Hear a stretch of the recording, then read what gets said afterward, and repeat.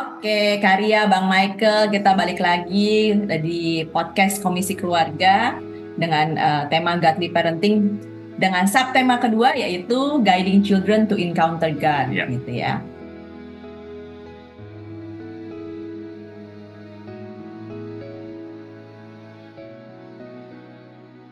Ya, ini contohnya dari Domi ya. Domi itu punya anxiety gitu, kekhawatiran yang berlebihan kadang-kadang. Dan itu muncul secara fisik gitu.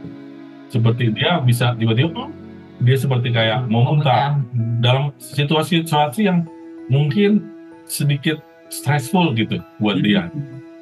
Contoh yang simple, dia mau cabut gigi susu. Dia menolak sampai akhirnya kita lumayan hampir setahun, bertahun-tahun sampai akhirnya dokter udah bilang nih harus dicabut ini gigi gitu. Dan kita coba bujuk dia, akhirnya dia setuju, oke kita cabut gigi ini. Di hari H dia udah kelihatan tuh anxiety tangannya ini, terus dia waktu menjelang dokter dia ngerasa anxiety-nya kelihatan gitu kayak mau muntah segala macam ya. Kita tahulah ciri-ciri orang yang khawatir. Kita bilang sama dia, jangan khawatir gitu. Kalaupun kamu khawatir, luangkan waktu untuk berdoa gitu dengan Tuhan. Gitu. Seperti itu aku bilangin pada saat kamu khawatir. Dan cabut gigi itu salah satu ya. Ada banyak ya waktu dia COVID. Udah menjelang masuk, dia udah mulai tuh kelihatan. Waktu mau ujian oral, waktu oral ya, waktu biasa hari pertama, kita selalu bilang, sampai kita pernah tulis di kertas ya, kita sebelum dia pergi di hari itu kita tulis apa-apa aja gitu checklistnya. Sebelum mulai harus berdoa gitu. Ada beberapa ditulis ini ya. Ini yang dia paling common mistake yang dia suka bikin di ujian kita tulisin gitu. Tapi yang pertama kita bilang sebelum ujian berdoa. Ingat Tuhan gitu. Sampai kita bikinin kertasnya dan dia disuruh baca itu waktu naik bus ya, seperti itu gitu. Nah, ini kembali ke yang cabut gigi. Dia ketakutan berlebihan, kita bilang ya udah berdoa aja. Kita bantu juga udah berdoa. Setelah itu dilakukan kan. Jadi dia tuh sebenarnya sebelum pergi berdoa dulu juga tuh sama Domi itu. Ayo deh berdoa dulu sebelum pergi gitu. Karena perginya sama papanya. Jadi di rumah tuh ayo deh berdoa dulu deh supaya dia nggak takut gitu. Ternyata di tempat itu dia muncul anxiety. Terus pada saat cabut itu giginya udah goyang sebenarnya. Udah goyang banget. Jadi waktu proses dia pegangin tangan saya kan, terus udah tenang aja gitu. Saya coba nenangin. Yang agak sakit waktu disuntik ini, tapi begitu udah disuntik saya terangin ini nggak akan kerasa apa-apa. Singkat cerita proses itu cepat gitu, cuman ketakutan dia tuh sampai saat terakhir itu masih ada dan proses itu berlangsung sangat cepat. Gigi dicabut udah selesai. Terus apa yang kamu rasakan tadi? Sakit nggak? Enggak. Terus kenapa gitu? Ketakutan kamu itu ternyata berlebihan kan? Kamu membayangkan sesuatu yang menakutkan yang belum terjadi, tapi ternyata setelah dijalani itu nggak ada bapaknya gitu. Mau tarik lagi ke dia, kamu harus yakinin gitu bahwa Tuhan tuh nggak akan mencobai kamu melebihi kemampuanmu gitu. Karena segitu besar itu pada saat dijalani ternyata nggak ada apa-apa kan, cuma ketakutanmu gitu. Kalau kamu bersandar, kita bilang kamu membayangkan terlampau besar dari kejadian ini, harusnya kamu ingat selalu nih. Ingatkan, ini harus jadi ingatan buat kamu ke depan. Bahwa apa yang kamu bayangkan itu tidak mengerikan yang terjadi gitu. Yang terjadi nggak ada apa-apa ternyata, tapi kamu ada anxiety. Ingat Tuhan selalu bersamamu, dia nggak akan memberikan pencobaan yang melebihi kemampuan kamu gitu. Itu yang saya ingatkan dari penjelasan. Ingat ini untuk ke depan gitu, ini penting. Itulah yang saya coba menjelaskan ini untuk mengingatkan God gitu. Mengingatkan gitu, kalau Tuhan bersamamu apa yang kau khawatirkan gitu. Seperti yang dibilang juga Raja Daud dalam lembah kekelauan, dia tidak akan takut karena Tuhan beserta dengan dia kan. Itu jadi pegangan. Itu yang mau saya sampaikan pada saat itu ke dia, untuk mengingatkan dia gitu mengalami Tuhan dalam peristiwa seperti ini gitu. Dan hopefully ini jadi satu pengingat juga gitu. Untuk yang lain mungkin ada contoh yang lain, kamu mau cerita? Contohnya abangnya. Untuk abangnya ya. Abangnya. Jadi abang Gabriel. Dulu tuh mereka sebenarnya si kembar ini sama-sama mereka pemilihan JC atau Poli gitu. Nah, Itu mereka mikir, poli juga nggak apa-apa gitu. Terus gitu kita tanya, kalau poli kamu harus sudah tahu apa yang kamu mau pelajari nanti gitu. Kalau misalnya belum tahu, kita lebih prefer kalian ambil JC, seperti itulah. Nah akhirnya mereka dapat, abang dapat di satu JC gitu. Itu memang yang dia sudah harapkan, bersama dengan teman-temannya juga pengennya ke situ. Begitu dia masuk nih, dia ngikutin. Terus dia kebetulan COVID pada saat itu, terus udah gitu dia sepertinya dia nggak merasa mampu di situ karena bolak-balik nilainya itu mendekati tidak naik ya, mendekati tidak naik. Jadi dia tuh protes gitu, kayaknya ini bukan tempat saya gitu, kayaknya ini karena saya nggak bisa di sini gitu. Artinya nilai saya juga nggak pernah bagus. Terus kita bolak-balik nanya, abang, kalau kamu sudah di situ, Tuhan udah kasih kamu di situ, berarti kamu pasti diperlengkapi di situ, gitu. Sekarang balikin lagi, udah nggak yang kasih yang terbaik, gitu, terbaik dari kamu? Udah belum, gitu bang? Enggak sih, belum belajar yang terbaik sih, belum memberikan yang terbaik. Ya udah, itu, gitu. Jadi jangan protes. Ini bukan tempat saya, gitu. Dia selalu kayak begitu tuh. Ini bukan tempat saya. Jadi kita balikin lagi ke dia. Kalau Tuhan udah taruh di situ, pasti kamu bisa, gitu kan? Pasti dimampukan. Karena gitu. Dalam proses itu kan, Tuhan mampukan dia ke situ, ditempatkan di situ. Itu yang kita selalu berikan ke dia. Jadi jangan look back lagi. Oh, kenapa saya pilih ini? Ya Tuhan udah tempatin di situ dan bekerja sebaik mungkin di situ, seperti itu.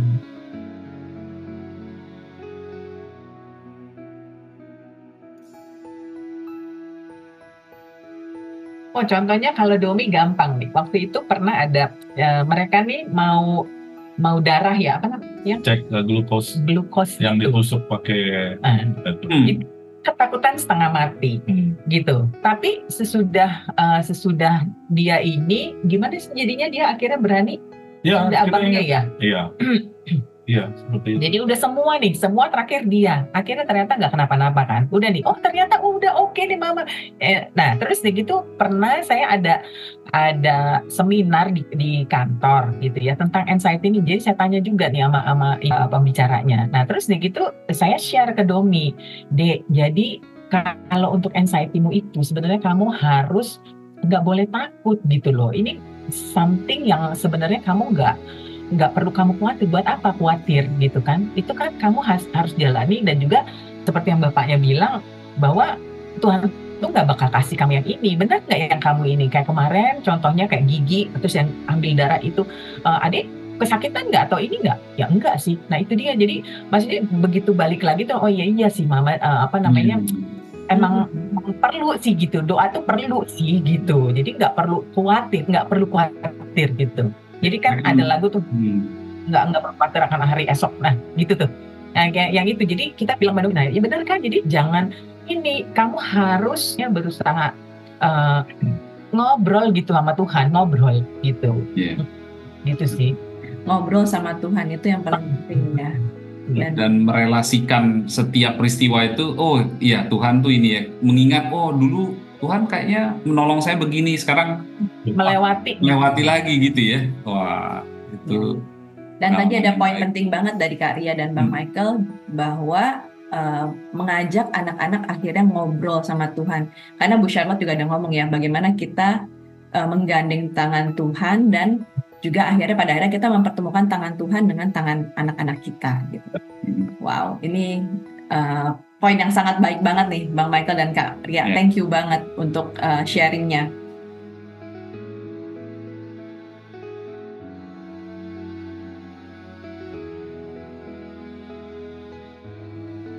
Kejadian itu kita bisa relate tuh kalau kita punya waktu untuk yang kita lakukan ya, punya waktu khusus buat dengan anak-anak kita gitu. Karena kalau kita nggak mendedikasikan waktu, kita sulit gitu. Nah, yang selalu saya bilang kan anak saya gitu mengenai pemeliharaan Tuhan gitu.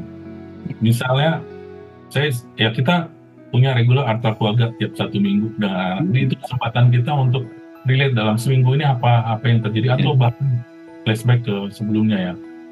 Dan juga kita juga sering juga secara at least 1 kali minggu kita makan malam bersama. Karena terus terang sulit juga ya di rumah kalau kita punya pembicaraan yang crucial conversation gitu dengan mereka kalau kita nggak coba meluangkan waktu khusus untuk itu gitu, melalui misalnya duduk di meja makan bersama keluar.